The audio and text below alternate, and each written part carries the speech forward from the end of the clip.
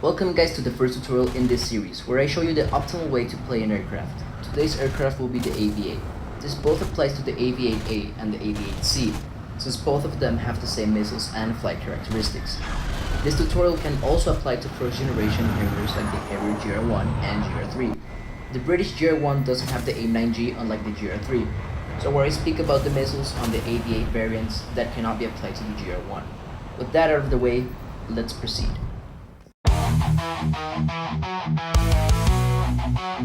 The AV-8 is a 9.7 jet at rank 6 in the US tech tree. There are two variants, the AV-8A, which is a premium one, and the AV-8C, which doesn't differ a lot from its premium brother. The way to play the AV-8 in general is to boom and zoom, because with that turn rate, you are not beating anything in a dogfight besides an F-84F.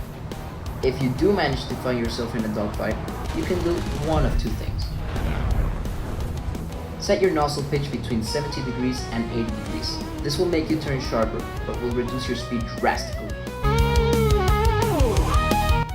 This has pros and cons.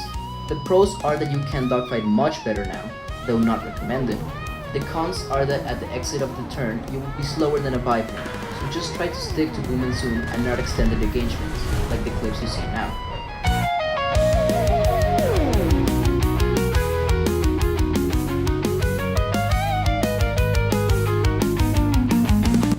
The second option is to lure them into a stall fight and then set your nozzles to 100% pitch, so that the enemy plane turns into a little orbiting moon to shoot down.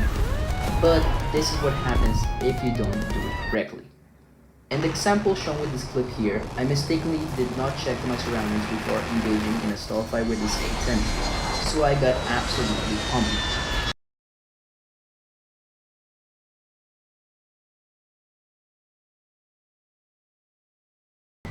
My preferred loadouts for the AV-8 are pretty simple. For a normal air match, I just use the flare chaff dispenser on the bottom set to 140 flare and 100 chaff, and two AIM-9Gs on the wings. If you want to go bombing but there are enemy planes around you, I normally take the countermeasure dispenser in the middle, but that is your preference, paired with two 1,000 pound LDGP Mark 83 bombs, and on the wings two 500 pound LDGP Mark 82 bombs. But if you wanna go all out Vietnam on the enemy team, you can do the previous loadout but with a 500 pound Mark 82 bomb replacing the countermeasure dispenser in the middle.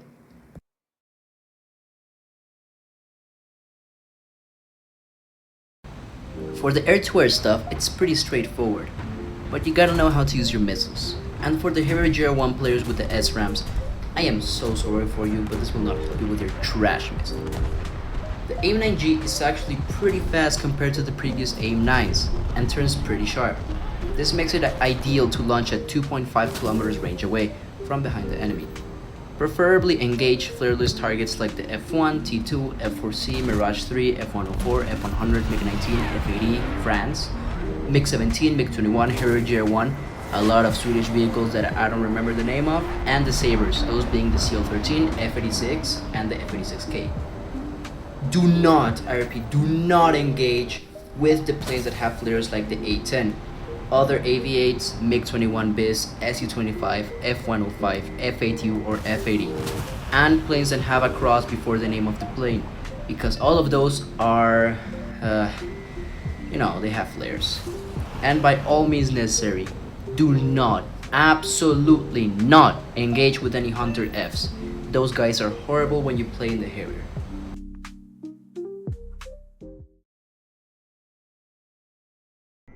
The first generation Harriers are pretty solid aircraft if you know how to play them.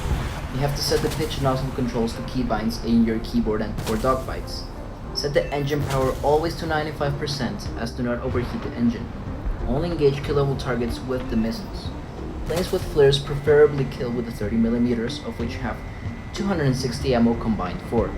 And especially, please do not engage any Hunter Fs. Alright then. That wraps it up for the first generation Harriers. Their gameplay is pretty similar and all tactics are viable for all the 9.7 ones.